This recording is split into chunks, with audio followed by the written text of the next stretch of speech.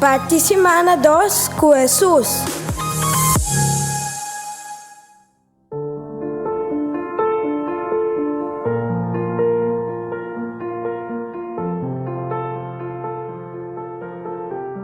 Nossa parte semana com Salmo 145, versículo 8, 9, 13, 14, 17 e 18. Senhor está compassivo e tierno, lleno de paciência e bondade, amoroso.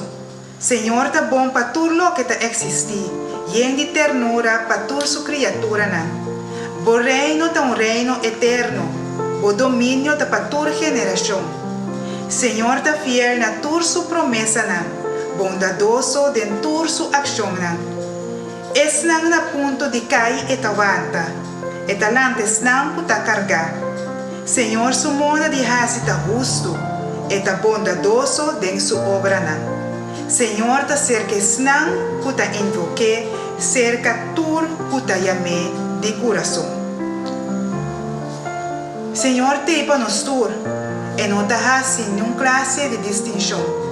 Diz acerca de coração.